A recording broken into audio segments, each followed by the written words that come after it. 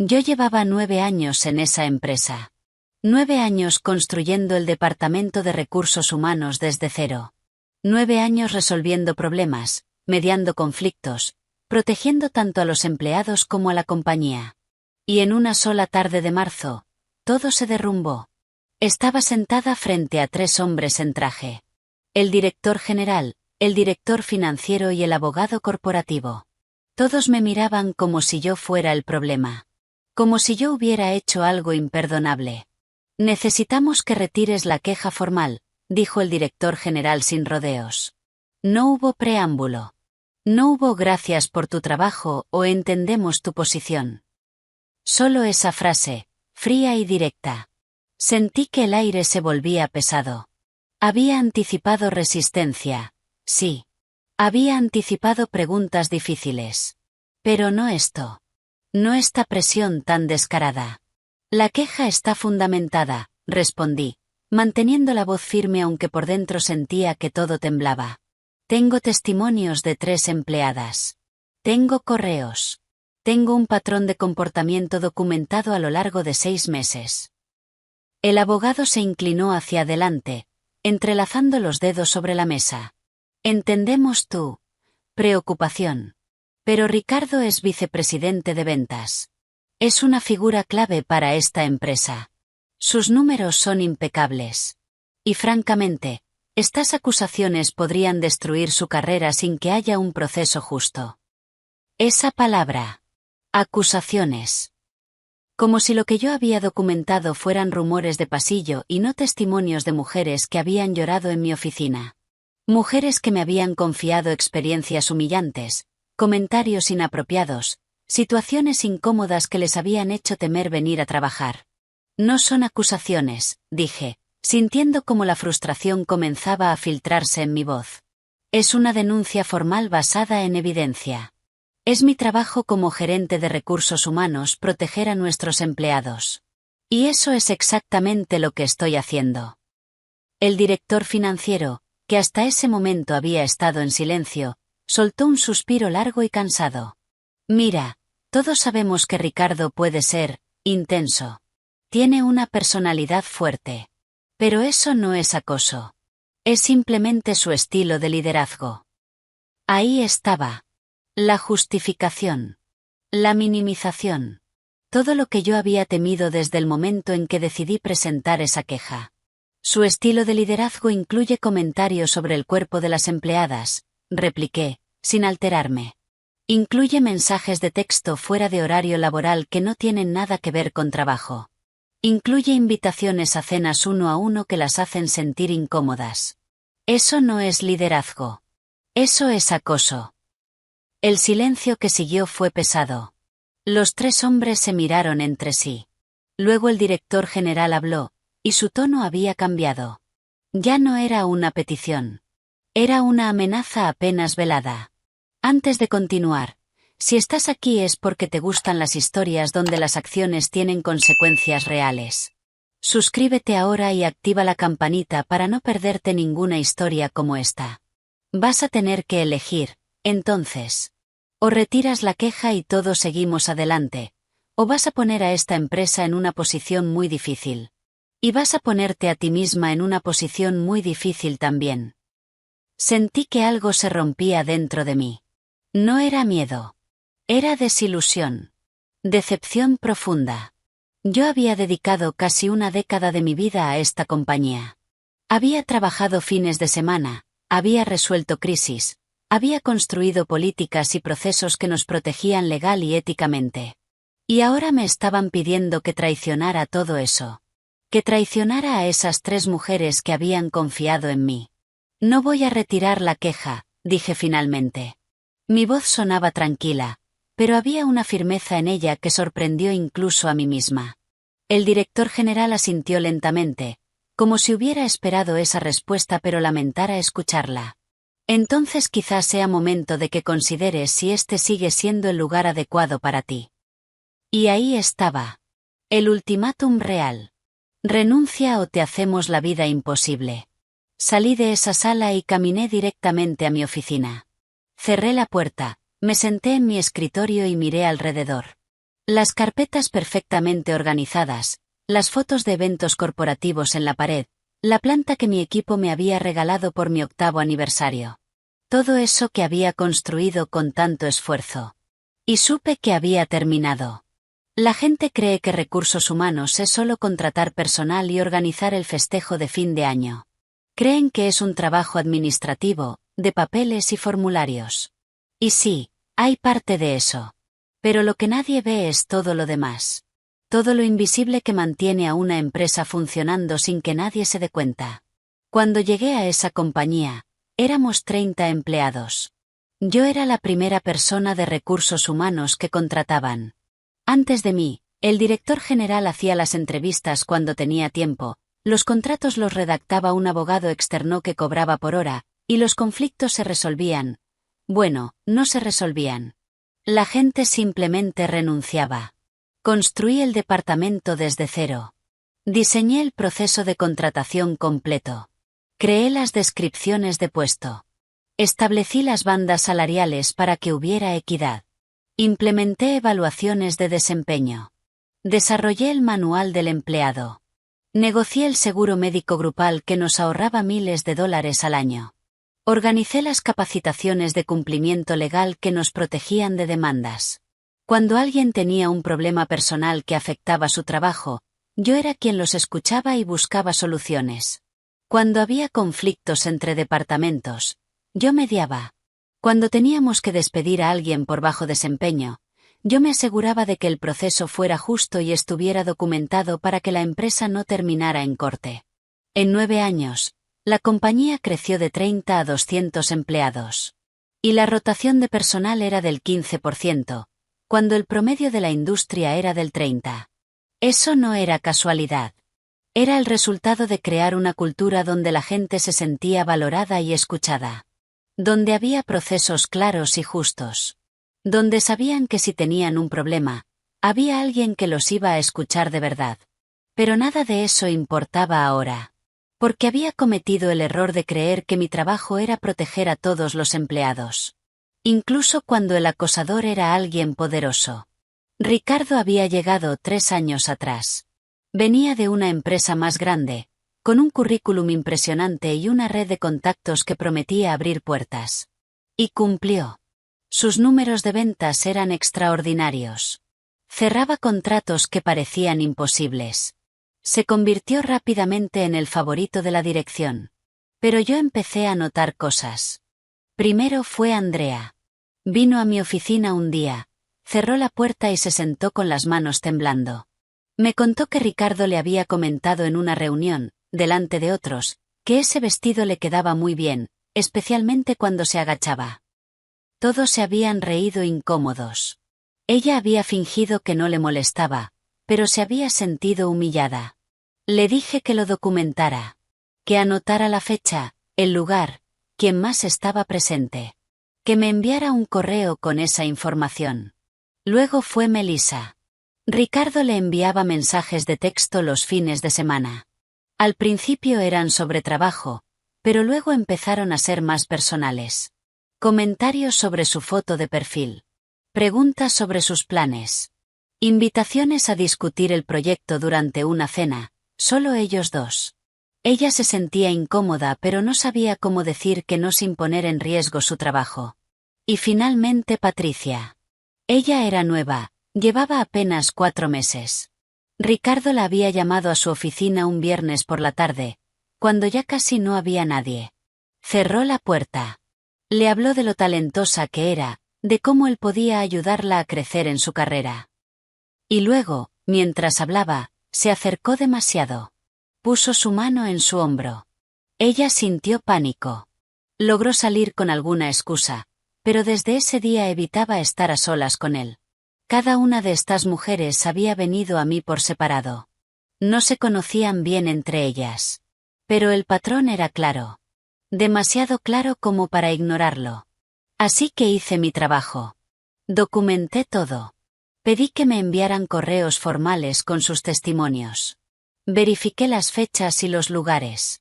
Hablé con algunos de los testigos que habían estado presentes en ciertas situaciones. Y luego presenté una queja formal contra Ricardo ante la dirección, como marca el protocolo que yo misma había creado. Pensé que estaba haciendo lo correcto. Pensé que la evidencia hablaría por sí misma. Pensé que la empresa que había ayudado a construir iba a actuar con integridad. Me equivoqué. Tuve el fin de semana para pensarlo. 2 días para decidir si iba a ceder o mantenerme firme. 2 días de insomnio, de conversaciones mentales que no llegaban a ninguna parte, de imaginar todos los escenarios posibles. El lunes por la mañana entré a la oficina con mi decisión tomada. Pasé por el escritorio de Andrea. Ella levantó la vista, y en sus ojos vi esperanza mezclada con miedo. Esperanza de que alguien finalmente la escuchara. Miedo de que todo esto explotara en su cara. No podía fallarle. No podía fallarles a ninguna de ellas. Llegué a mi oficina, encendí la computadora y redacté mi carta de renuncia. No fue dramática. No fue un manifiesto acusatorio. Fue profesional, breve y clara. Agradecí la oportunidad de haber trabajado ahí durante 9 años. Mencioné que por diferencias irreconciliables en cuanto a valores y manejo de situaciones de recursos humanos, había decidido que era momento de seguir adelante. Mi último día sería en 2 semanas. La imprimí, la firmé y caminé hacia la oficina del director general. Su asistente me hizo pasar inmediatamente. Él estaba al teléfono pero cortó la llamada en cuanto me vio entrar con el sobre en la mano. No tienes que hacer esto, dijo antes de que yo pudiera hablar. Puse el sobre su escritorio. Sí tengo que hacerlo. Él no lo abrió. Solo me miró con una expresión difícil de descifrar. ¿Frustración? ¿Alivio? Ambos. Vas a arrepentirte de esto, dijo finalmente. Quizás, respondí. Pero no voy a arrepentirme de haber hecho lo correcto. Salí de su oficina y no miré atrás. Las 2 semanas siguientes fueron extrañas. Había una tensión en el aire que todos podían sentir pero nadie mencionaba. La gente se acercaba a mi oficina para preguntarme en voz baja por qué me iba. Les daba respuestas vagas. Es momento de un cambio. Nuevas oportunidades. Las respuestas corporativas vacías que nunca pensé que usaría. Andrea, Melissa y Patricia vinieron juntas a verme el penúltimo día. Cerraron la puerta de mi oficina. Lo siento, dijo Andrea, con los ojos rojos. Siento que esto sea por nuestra culpa. No es su culpa, respondí con firmeza. Ustedes hicieron lo correcto al hablar. Yo hice lo correcto al escucharlas. Si alguien tomó decisiones equivocadas aquí, no fuimos nosotras. ¿Qué va a pasar con la queja?, preguntó Melissa. No supe qué responder. Porque la verdad era que probablemente no pasaría nada. Sin mí ahí para impulsar el proceso, sin alguien que defendiera su caso, la queja probablemente se archivaría silenciosamente. Ricardo seguiría en su puesto. Y ellas tendrían que seguir trabajando bajo su mando. No lo sé, dije finalmente. Pero pase lo que pase, ustedes tienen este documento. Les entregué copias de toda la documentación que había compilado. Guárdenlo en un lugar seguro. Por si lo necesitan algún día. Mi último día fue un viernes. No hubo fiesta de despedida. No hubo discurso emotivo. Empaqué mis cosas en 2 cajas, devolví mi identificación y salí por la puerta principal a las 5 de la tarde. Mientras caminaba hacia mi auto, sentí algo extraño. No era alivio. No era tristeza. Era algo más parecido a vacío. Como cuando terminas un capítulo de tu vida sin saber qué viene después. Manejé a casa, dejé las cajas en la sala y me senté en el sofá. Mi teléfono vibró. Un mensaje de texto de un número que no reconocía. Hiciste lo correcto. Gracias por defenderme incluso cuando nadie más lo hizo. Andrea. Guardé el teléfono y miré por la ventana. El sol se estaba poniendo. Y pensé que tal vez, solo tal vez, había valido la pena. No tenía idea de lo que estaba por venir. 10 días. Solo 10 días después de mi último día en la empresa, mi teléfono sonó con un número que tampoco reconocía. «Hola», contesté, esperando una llamada de ventas. «Habla Marta Chen», Soy abogada de Larsen y Asociados. ¿Es usted la ex gerente de recursos humanos de Quantum Technologies? Mi estómago se contrajo. Sí, soy yo. Necesito hablar con usted sobre un caso legal. ¿Tiene un momento? Me senté en el borde del sofá. ¿Qué tipo de caso? Ricardo Vega está demandando a Quantum Technologies por difamación y daño a su reputación profesional.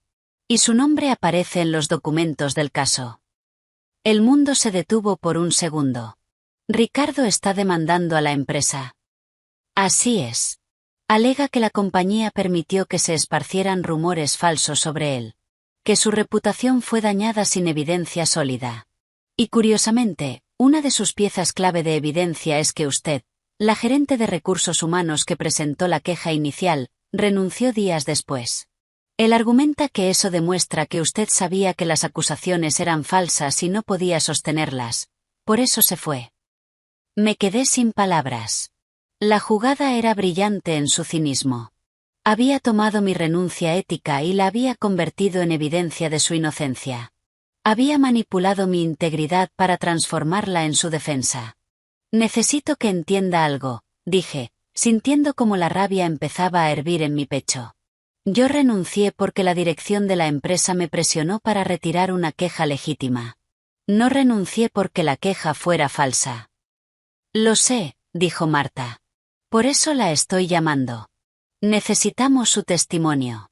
Y necesitamos toda la documentación que pueda tener sobre este caso.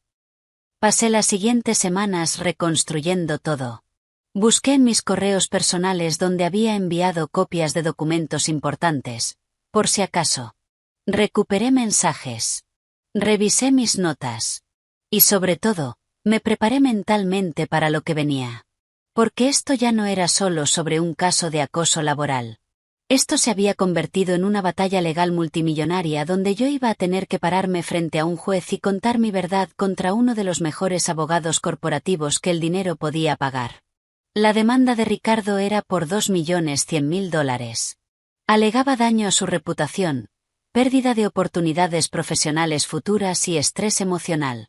Su argumento era simple y devastador. La empresa había destruido su nombre basándose en acusaciones sin fundamento de 3 empleadas problemáticas, y la prueba era que hasta la persona de recursos humanos encargada del caso había huido de la compañía porque no podía defender lo indefendible. Mientras tanto, me enteré por contactos que aún tenía en Quantum de que las cosas estaban cayéndose a pedazos. Los abogados corporativos habían revisado los archivos de recursos humanos buscando mi documentación del caso. No estaba. Porque yo nunca lo había archivado oficialmente en el sistema de la empresa. Lo había guardado en mi computadora personal, precisamente porque no confiaba en que la empresa lo protegiera. Así que ahora estaban en corte sin evidencia sólida. Andrea, Melissa y Patricia habían sido llamadas a declarar. Las 3 estaban aterrorizadas. Se enfrentaban a un contrainterrogatorio agresivo que cuestionaba cada detalle de sus historias, cada fecha, cada testigo. Los abogados de Ricardo las hacían ver como empleadas descontentas con una agenda personal. Y sin la documentación que yo había compilado, sin el contexto del patrón de comportamiento, sus testimonios individuales se veían débiles. El director general había contratado a una firma de abogados de crisis. Gastaban decenas de miles de dólares en defensa legal. Y según me contaron, había pánico en los niveles ejecutivos porque se daban cuenta de que iban a perder. La llamada llegó un martes por la tarde. Era Marta otra vez. Van a necesitarla como testigo pericial, dijo sin preámbulo. No solo como testigo de los hechos, sino como experta en recursos humanos y manejo de casos de acoso laboral. ¿Estaría dispuesta? Sí, respondí sin dudar. Perfecto. Pero necesito que esté preparada. Van a intentar destruir su credibilidad. Van a sugerir que usted es una empleada resentida. Que tiene un motivo personal. Que inventó todo esto por venganza. Que lo intenten, dije. Tengo 9 años de historial impecable en esa empresa. Tengo documentación que ellos ni siquiera sabían que existía. Y tengo la verdad de mi lado. El día de mi testimonio llegó en octubre, casi 7 meses después de mi renuncia. Me puse un traje azul marino, me recogí el cabello y entré a la corte con las carpetas de evidencia bajo el brazo. Cuando me senté en el estrado y juré decir la verdad, busqué las caras en la sala. Ahí estaba Ricardo, viéndose confiado en su traje perfecto. Los ejecutivos de Quantum, viéndose desesperados. Andrea, Melissa y Patricia en el fondo de la sala, con expresiones de esperanza tensa. Y entonces empecé a hablar. Expliqué mi proceso de investigación con la misma meticulosidad con la que lo había llevado a cabo. Presenté los correos donde Andrea, Melissa y Patricia me habían contactado inicialmente. Mostré las fechas, los testimonios, los patrones. Expliqué el protocolo que yo misma había desarrollado para manejar este tipo de quejas y cómo lo había seguido al pie de la letra. Y luego llegó la pregunta clave. Si la queja era legítima como usted afirma, dijo el abogado de Ricardo con tono escéptico, ¿por qué renunció apenas la presentó? No es cierto que renunció porque sabía que no podía sostener estas acusaciones falsas. Respiré profundo. Este era el momento. Renuncié porque la dirección de la empresa me llamó a una reunión 3 días después de presentar la queja formal. En esa reunión, el director general, el director financiero y el abogado corporativo me exigieron que retirara la queja. Cuando me negué, me dijeron que considerara si ese seguía siendo el lugar adecuado para mí. No renuncié porque la queja fuera falsa. Renuncié porque me obligaron a elegir entre mi integridad profesional y mi trabajo. Y elegí mi integridad. El silencio en la sala fue absoluto. ¿Tiene pruebas de esa reunión?, preguntó el juez. Tengo un correo que envié a mi cuenta personal esa misma tarde documentando lo que había sucedido. Tengo la carta de renuncia donde menciono diferencias irreconciliables en valores. Y tengo 9 años de historial en esa empresa donde jamás hubo una queja sobre mi desempeño o mi ética profesional. Presenté todo. Cada documento. Cada correo. Cada pieza de evidencia que había guardado precisamente para un momento como este. Cuando bajé del estrado 3 horas después, sabía que había cambiado el curso del caso. El veredicto llegó en diciembre. Ricardo perdió. Completamente. No solo perdió la demanda. El juez dictaminó que la demanda había sido frívola y malintencionada. Que había usado el sistema legal para intentar intimidar a víctimas de acoso laboral. Y que Quantum Technologies había actuado de manera negligente e irresponsable al manejar el caso original. Quantum tuvo que pagar $2.100.000. No a Ricardo, sino en multas, costos legales y un fondo de compensación para las 3 empleadas afectadas. Andrea, Melissa y Patricia recibieron indemnizaciones significativas y la opción de quedarse en la empresa con transferencias a otros departamentos, o irse con excelentes cartas de recomendación. Las 3 eligieron irse. Y francamente, no las culpaba. Pero las consecuencias fueron más allá del dinero. El director general fue removido por la junta directiva 3 semanas después del veredicto. El director financiero también. El abogado corporativo renunció antes de que lo despidieran. Y Ricardo, por supuesto, fue terminado de inmediato. Llamé a Melissa cuando me enteré de todo. Habíamos mantenido contacto esporádico durante el proceso legal. No puedo creer que realmente pasó, dijo con voz temblorosa. Hubo tantos momentos en los que pensé que íbamos a perder. Que nadie nos iba a creer. Yo también tuve mis dudas, admití. Pero hicimos lo correcto. Las 3 fueron valientes. Ese fue el principio de todo. Tú fuiste valiente, dijo. Tú fuiste la que arriesgó su trabajo por defendernos. Nunca voy a olvidar eso. Después de colgar, me quedé pensando en todo el camino que habíamos recorrido. En las noches de insomnio preguntándome si había tomado la decisión correcta. En los meses de incertidumbre financiera mientras buscaba trabajo. En el miedo de que este caso manchara mi reputación profesional para siempre. Pero resultó ser exactamente lo opuesto. La publicidad del caso había llegado a publicaciones especializadas de recursos humanos y cumplimiento corporativo. Y mi nombre estaba en todas partes como la profesional de recursos humanos que había mantenido su integridad incluso cuando le costó su trabajo. La que había documentado todo meticulosamente. La que había testificado con credibilidad y autoridad. Los mensajes empezaron a llegar. Firmas de consultoría querían contratarme. Empresas buscaban a alguien que pudiera revisar sus políticas de acoso laboral y cumplimiento.